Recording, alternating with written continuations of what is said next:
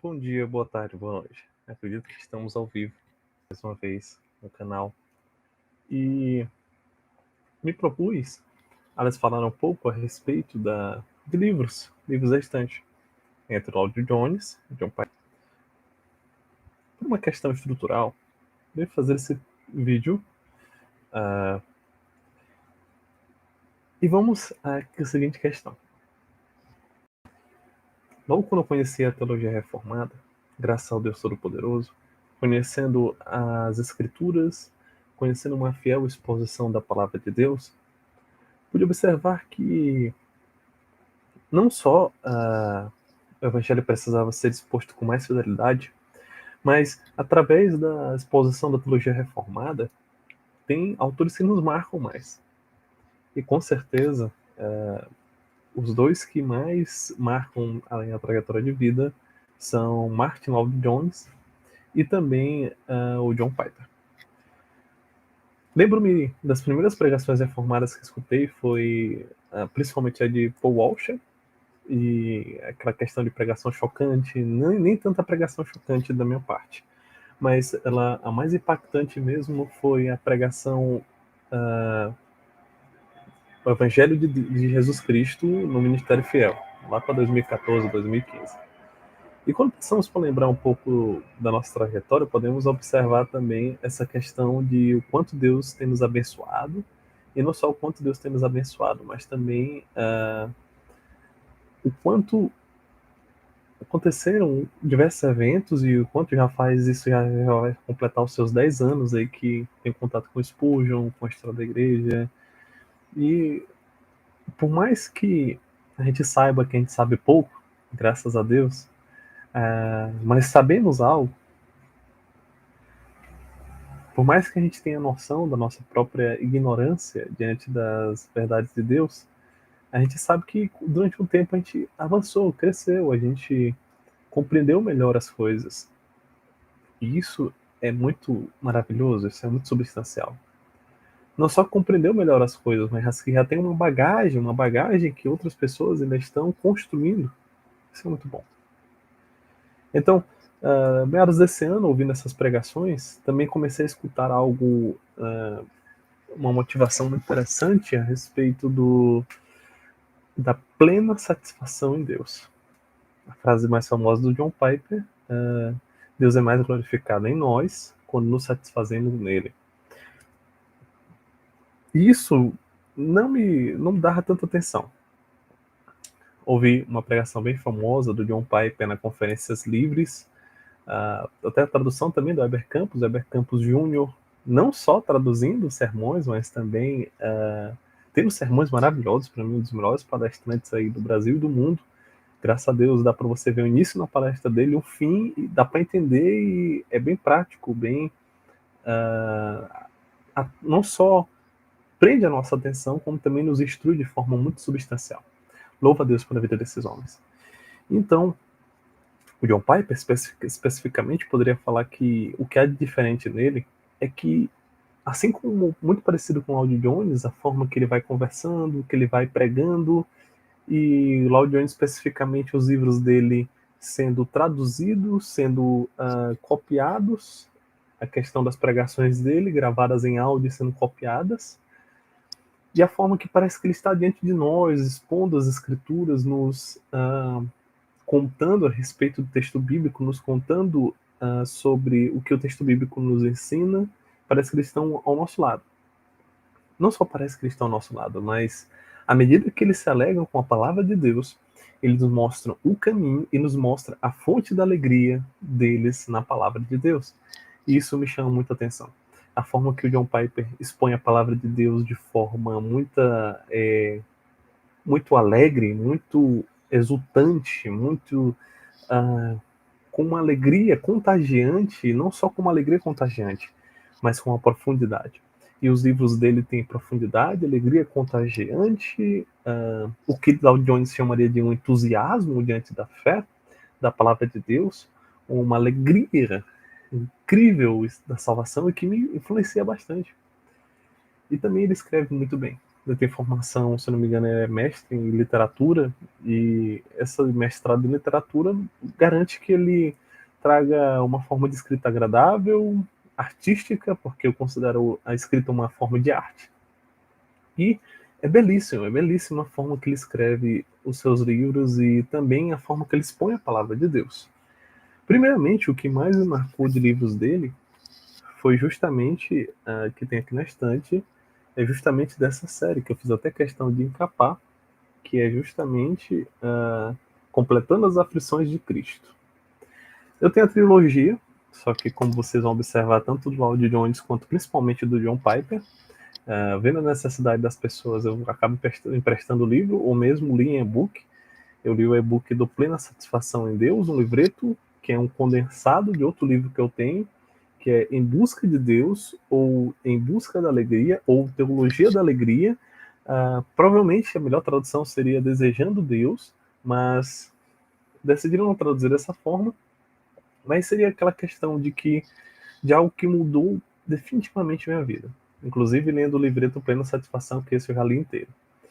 É justamente de encontrar a alegria soberana em Deus, que parte da salvação, para o contentamento, para vencer a preocupação, para ter graça para a vida no trabalho, para encontrar alegria em Deus nos relacionamentos humanos, para encontrar alegria em Deus na igreja, alegria em Deus ao evangelizar, alegria em Deus ao ler as Escrituras. E essas formas de se pensar sobre alegria no Senhor Deus Todo-Poderoso é algo impressionante, algo incrível, algo extremamente maravilhoso, irmãos. Inclusive, esse livro, Completando as Aflições de Cristo, se pode ser pensado enquanto a questão dele ser um livro que nos expõe um pouco de teologia, que simplesmente nos fala a respeito do Deus Todo-Poderoso, e não somente nos fala a respeito do Deus Todo-Poderoso, mas também nos expõe a questão de que, à medida que sofremos para o avanço do reino de Cristo, para a glorificação do seu reino, estamos participando dos seus sofrimentos para que a obra de Cristo seja completada. Como isso? A obra de Cristo é perfeita, ela não precisa de complemento. Mas dentro da obra de Cristo, ele defende que Cristo, então, separou sofrimentos para que a sua palavra seja anunciada. E é isso que é o ponto. Por isso que Paulo completa as aflições de Cristo. E ele nos chama também a isso, ou seja, a participar do sofrimento de Cristo para levar a mensagem aos eleitos de Deus. Eu acho isso maravilhoso. E então ele traz esse embasamento teológico, e depois ele vai falar para a gente a respeito da seguinte questão. Ele vai falar para a gente a respeito da vida de Adoniran Judson. Eu vou mostrar a foto aqui para vocês, a imagem. Adoniran Judson, Hudson Taylor e John Peyton. E também o que mais me marcou, que é William Tyndale. Nossa, emocionante ler essa trilogia. Eu não estou com os livros aqui, mas também temos O Fruto do Sofrimento na vida de John Bunyan, William Cowper e de William Carey, se eu não me engano. E, não, melhor falando, é John Bunyan, não é William Carey não, é John Bunyan, David Briner e John Bunyan, David Briner e William Cowper. Adoniran Judson, do John Peyton e William Tyndale esses outros três no outro.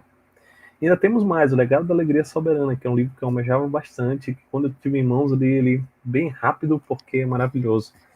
Então, O Legado da Alegria Soberana é a alegria soberana em Deus, vinda do Evangelho na vida de Agostinho de Hipona, de Lutero e de Calvino. Eu acho, assim, incrível, impressionante esse livro, especialmente o de Agostinho. Abriu portas para que eu pudesse estudar mais sobre Agostinho, para que eu pudesse ter o livro das Confissões, tá bom?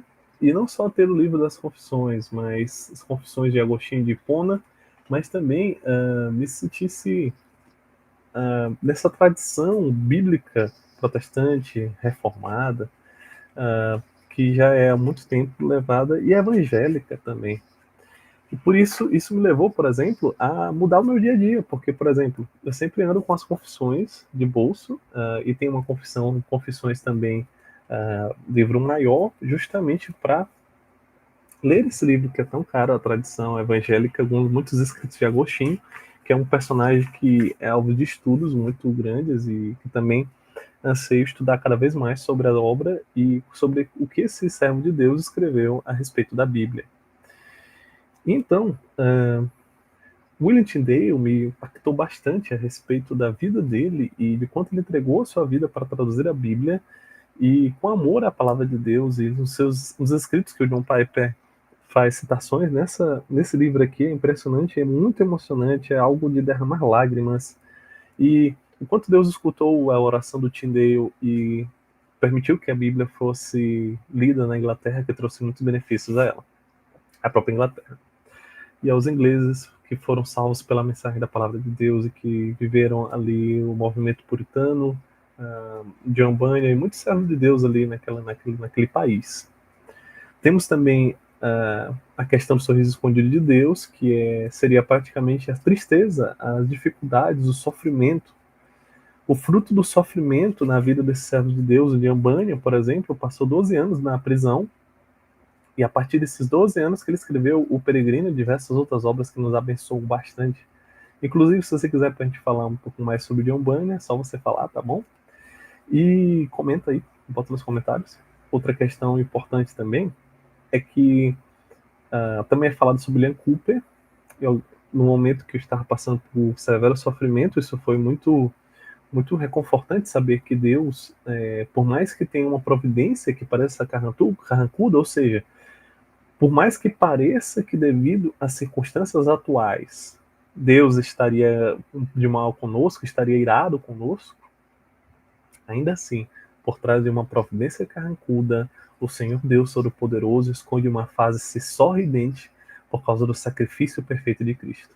E isso é maravilhoso, isso é maravilhoso, isso é incrível. E na vida de David Brainerd, homem muito piedoso, servo de Deus, que nos ensina bastante sobre a piedade prática, mas que também era um servo de Deus muito triste, muito cheio de tristezas e melancolia e depressão. Por isso, também comprei esse livro aqui, que é Quando a Escuridão Não Passa. Seria praticamente conselhos para ter esperança em meio a momentos de depressão.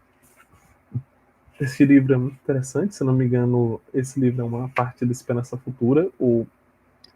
E ele, então, ele traz no seu sumário, como, por exemplo, a escuridão, a melancolia, nem perdidos nem sozinhos enquanto aguardamos na escuridão. É um guia de perseverança diante das tristezas.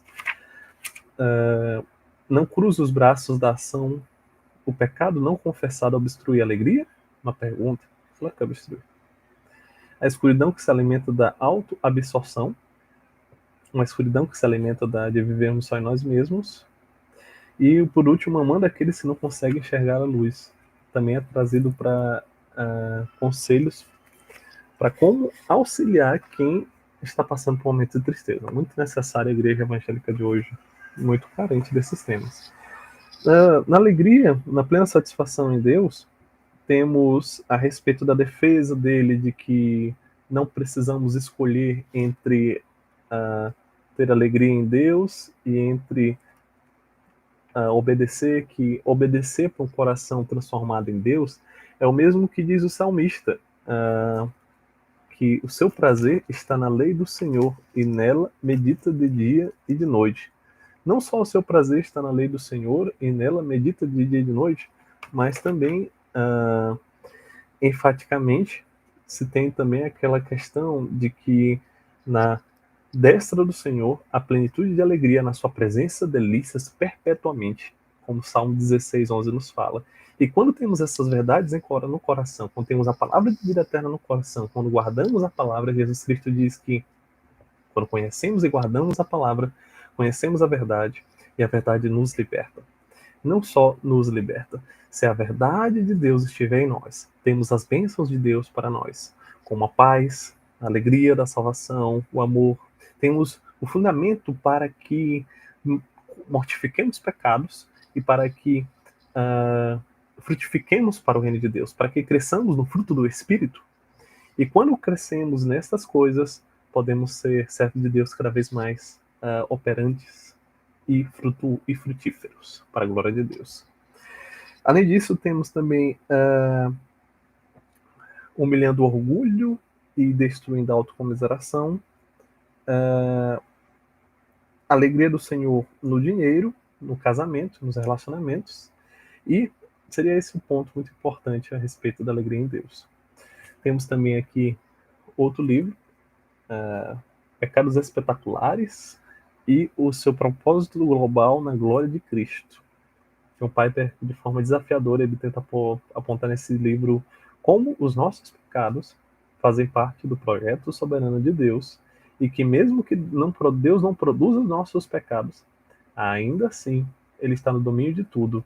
E como ele fala bem enfaticamente, o principal que agiu diante da morte de Cristo foi o próprio Deus esmagando o seu filho.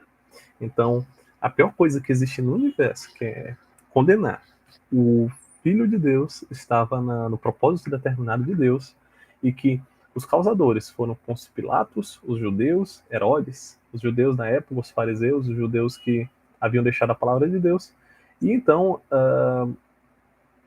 mas a mão soberana de Deus estava por trás daquilo, providenciando o sacrifício para Deus ser tanto justo, agir de acordo com sua santidade, agir de acordo com seu caráter, e também justificador, justificando aquele que tem fé em Cristo, dando a justiça de Cristo e perdoando os pecados, livrando do diabo, do poder e da escravidão do pecado. E então temos aqui também um livraço que eu acho impressionante, que é O que Jesus exige dos seus seguidores. John Piper, nesse livro, e pode ser lido até de forma devocional, ele traz cerca de 500 mandamentos de Deus, em que Jesus fala aos seus discípulos, nos 4 evangelhos, ele consegue enxugar para 250, e depois ele condensa para que se vire 50 lições e 50 capítulos aqui nesse livro, que ele vai trabalhar sobre as exigências de Jesus aos seus seguidores na Escritura. E isso é muito precioso, isso é maravilhoso, graças a Deus. Seguindo nessa pauta, eu tenho também o Lições de Leito de Hospital, mas não está comigo também, porque graças a Deus eu posso estar emprestando, como a gente vai ver no vídeo do David Jones.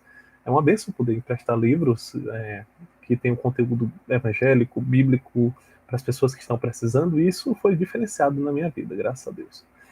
Então, temos tanto este quanto um livro raro que tem aqui na estante, tá certo?